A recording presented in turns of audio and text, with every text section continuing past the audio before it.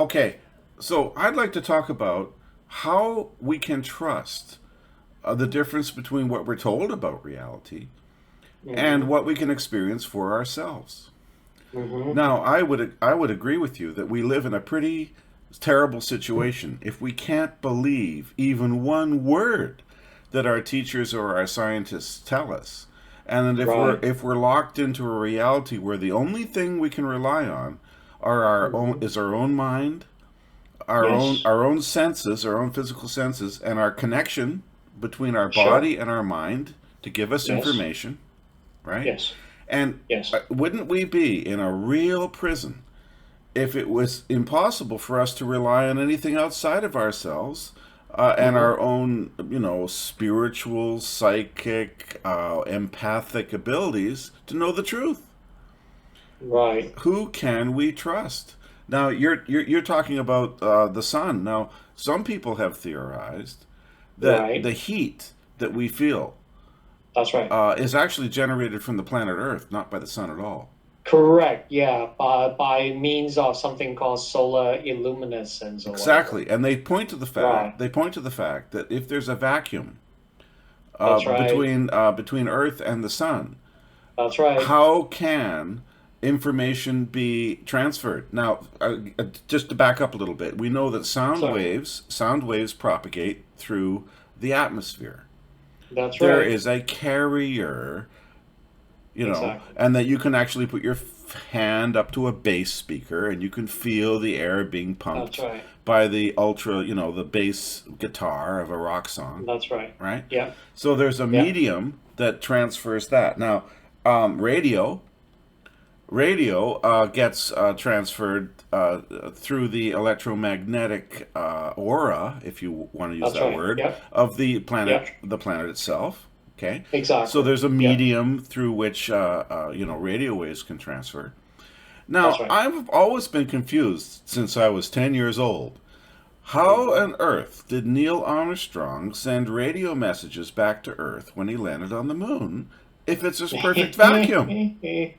That is a very intriguing yet very valid question, And okay? how did the TV images come? And I'll tell you my side of the story that has the questions that have intrigued me all these decades, okay? What was the I carrier? saw the flying of Neil Armstrong, landed on the moon, blah, blah, blah, okay? Yeah. The fact of the matter is, over the years, if not decades, the studies, what we read, what we studied, all pointed out that space Uh huh. is a vacuum. Right. Supposedly, there's nothing That's there. right. And secondly, the surface of the sun is like tens of thousands of degrees Celsius. Right. Yeah. Basically, it will melt virtually anything. Yeah. But then we know Okay. from Newtonian. Yes. As my understanding on while living and learning on the surface of planet Earth Mm grows, hmm. I realized two Yeah. things. Okay. I have some fundamental understandings on how to do plastics. Right. Okay. Because my dad, while, having his own business back in the 80s in Hong Kong, Yes. doing OEM work for various other major global Uh huh. Uh companies, huh. So he was making yeah, plastic no, we fabrications. don't not we not we we're basically electronic stuff. Oh, I see. Okay. Like for example, we do my dad's company do from car alarms Mm hmm. for Radio Shack Mm hmm. to those slide projectors, those Right. German made Uh ones huh. with the focusing mechanism where usually there's a kind of a wired remote control handle that you can hold on to back in the 80s. Well, Right. after you stick in a slide a tray of slides, Yes. you can press a button moving forward, moving backward, Mm and hmm. also focusing Okay. using a motorized mechanism, right? Cool. So we do those controller boards and so on. Got it. So my understanding in electronics goes way back. Okay, Right. like I can go forward to current situations like CPUs and stuff. I Yes. can also go all the way backwards to vacuum tubes. Got it. Got it. Good. Okay, just like my dad. Mm hmm. Like yeah. basically we are of similar discipline and understanding. Only my dad has way more understanding than I Yes. do, right? And you So believe I in, understand that yes, you believe in those things. heat actually gets transferred Hmm. over Hmm. within a vacuum media very, very well. Oh, but what is the carrier? The If you carrier, pump out all the air and you've got a vacuum, but you can still that's right. feel heat through that That's, vacuum, what is that's it right. that's carrying the heat? It's a waveform. Okay, now a wave, normally, when we think of a wave in the ocean, the Right? wave is in the water. That's right. So how is the wave being carried in a vacuum? Now, It's a form of electromagnetic wave, the way I oh, see it. so there is something in that vacuum, and when you take all Right? the air out, there is something Right. that acts as that. And in the 19th That's century, right. they called it the ether.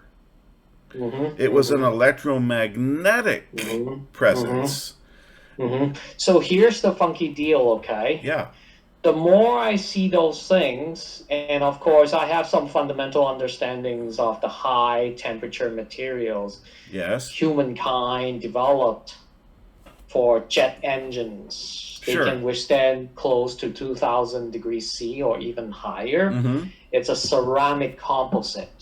Okay. Right. Mm-hmm. So back in the 1960s, where the development first they developed something called Kevlar from DuPont, Yeah. which is now widely used for bulletproof vests. Yes. Okay, and secondly, it's also heat resistant. Right. That being said, however, two things that intrigues me no less is Mm-hmm. that A, if they claim that the surface of the sun is Mm-hmm. tens of thousands of degrees C, Uh-huh. meaning that virtually anything man-made within our knowledge and experience Uh-huh. throughout the past 50 years or Mm-hmm. so Mm-hmm. that ended up we flying to the moon Mm-hmm. may not have worked Mm-hmm. because of intense heat. Would have melted. When it Okay. travels through the vacuum, the heat is not being buffered or hindered in any way, but Uh-huh. directly comes through from the sun. So when you fly through sections of space where you're exposed to the solar heat, Yes. you basically be incinerated, okay? Right. Done. Finito. Right. Done. Right. There's no way any man-made materials back in the 1960s can handle such intense heat. Right. Period. So Okay? these. Especially in vacuum. Yes. Vacuum is a medium Mm-hmm. where it has nothing in there to block or slow down or to buffer, to dampen the heat. It's the so to speak. radiation.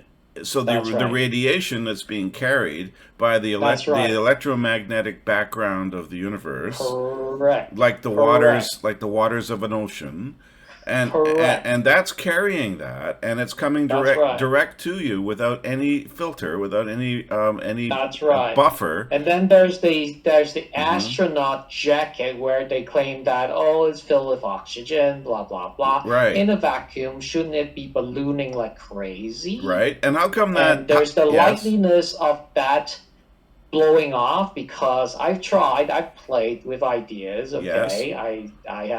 I have some crude vacuum pumps with me in the past. Yes. Of course, not achieving nowhere near as high or deep of the vacuum as those that we use for dealing with automotive AC or whatever. Okay? Right. Nevertheless, it's crude enough to get the job done. Well, but I realized yeah. that in a vacuum environment, Mm-hmm. you subject even this is sort of like junior or high school scientific experimentation where you put a jar, Uh-huh. you make the jar with a nipple where you can use a handheld vacuum pump to evacuate it. Right. You put a balloon in there with the opening end of the balloon exposed to the atmosphere. Yes. So you pump up the vacuum, you suck the air out of that jar. Yes.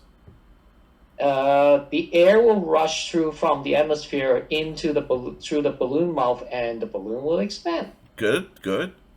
right? So with that kind of understanding, I simply cannot see how they have the technologies or the precision of making an astronaut suit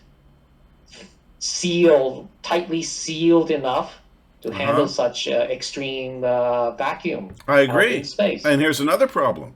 That's right. Apparently, direct sunlight on the moon, That's right. which is Yeah, so powerful that we can see it from Earth at that's night. right. It's That's called right. the moon. We can see it. Mm-hmm. And that Mm-hmm. reflected sunlight is so Mm-hmm. powerful that it Mm-hmm. reflects. Remember, bounces. It bounces off the moon and it That's comes right. back to us.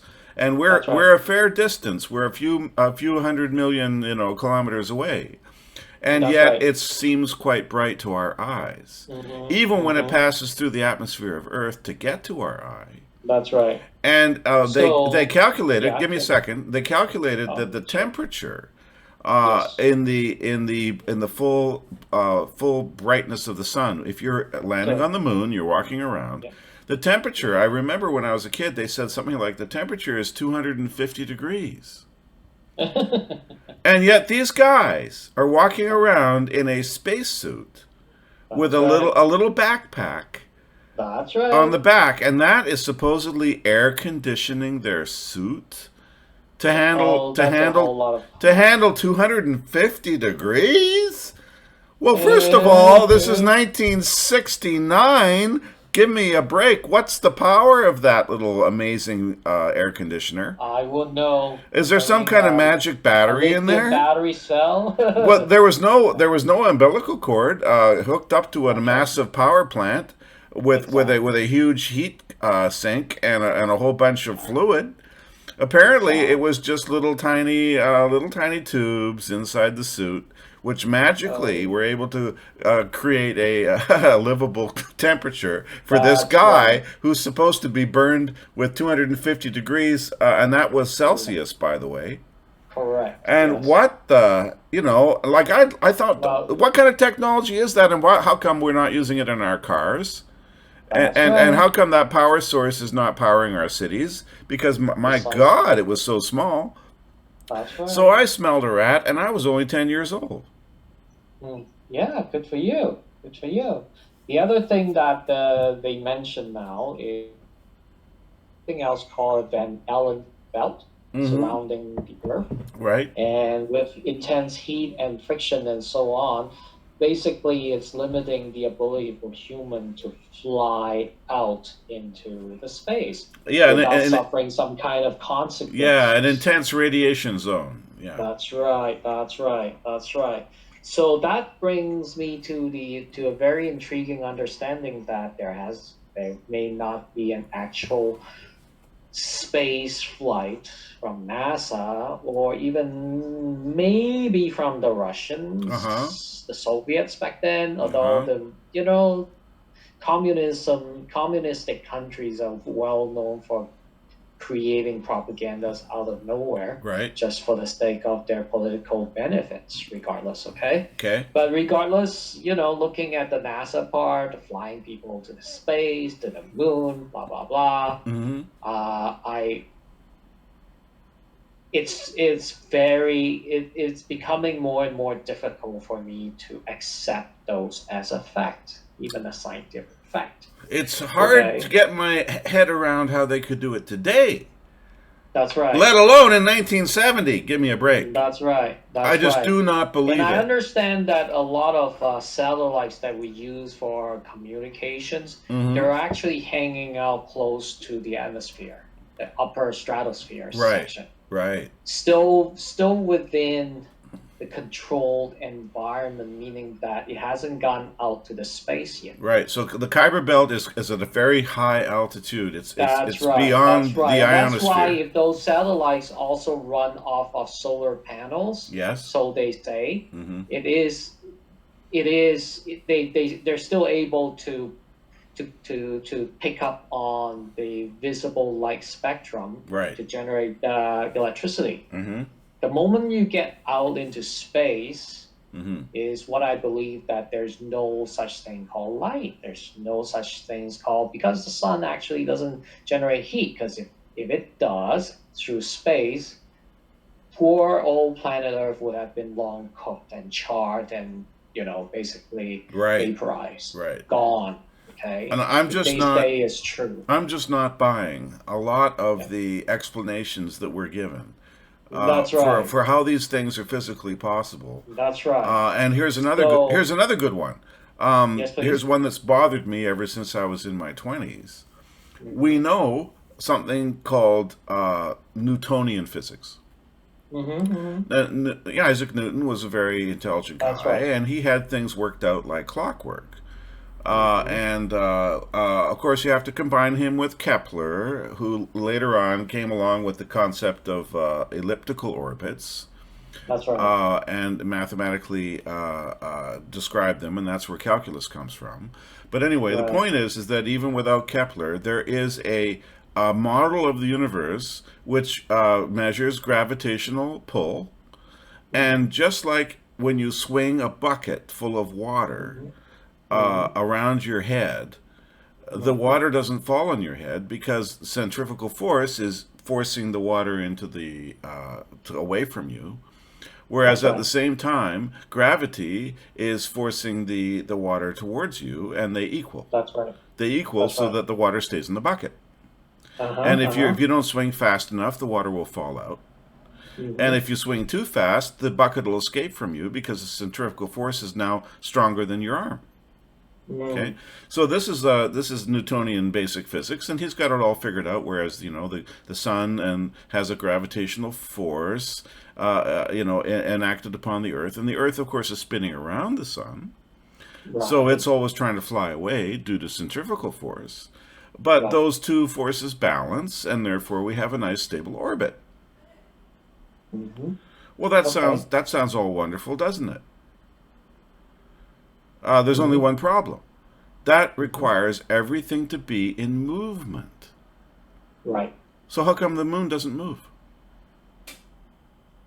Oh, right, right. I've heard about How come it doesn't that spin? discussions before. Yes, How I've come heard we've about been that looking at the discussion. same side of the moon for 10,000 years? That's right. What's it doing sitting there without moving? That's impossible.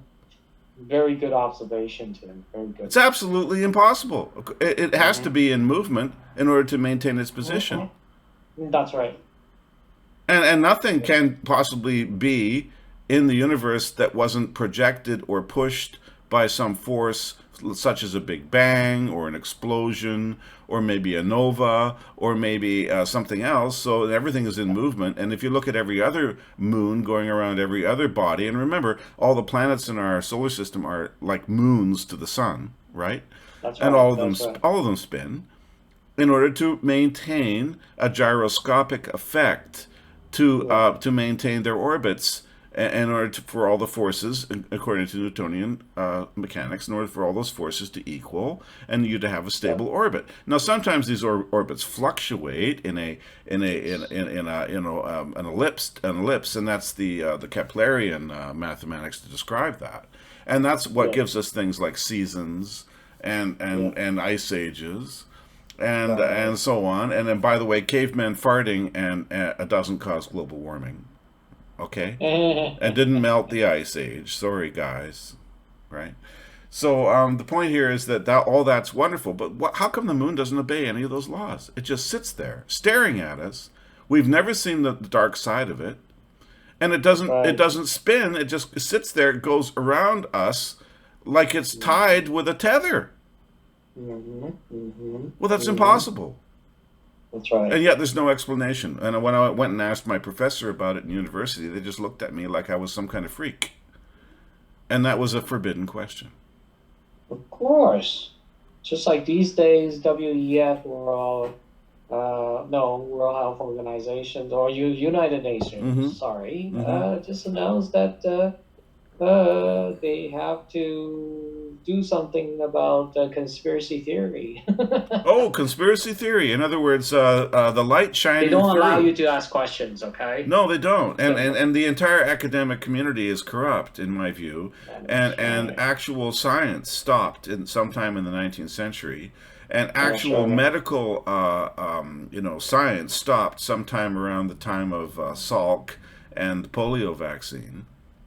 Right. and actual economics stopped sometime around the 1950s when they discovered that Right. competition actually is counterproductive, and that Mhm. economically cooperation is much better, which therefore That's throws out the whole competitive dog eat dog, survival of the fittest, that's right. Yeah. Darwinian lie, Yeah. and all these things. So we're living actual in a world where we can't trust our teachers, we That's can't right. trust our governments, That's we right. can't trust our media, we can't trust, Absolutely. we can't even trust what we think, because what we think is a product of all those things that we've been subjected to, which we can't trust. Right. Right. Now, that's called a That's right. tautology. A tautology is a circular conundrum which you cannot escape from. That's right. And now it's got to the point where, I mean, as far as your hand can extend and touch is what you can Yep. trust. And as far Yep. as your actual intellect can search and, comprehend, uh, using its own powers, That's right. using your own emotional abilities, what we call That's right. discernment. That's right. And it's hard to even trust that, because what was the product of your discernment? Where did it come from? Did it come from your education? Well, can't trust your education. So we're like shipwrecked fools lost on a desert island of ignorance. Yeah. Yeah. Every day is becoming more and more interesting, Tim. Every single day. It is. It is. It is. And Yeah. but you know what? There's hope.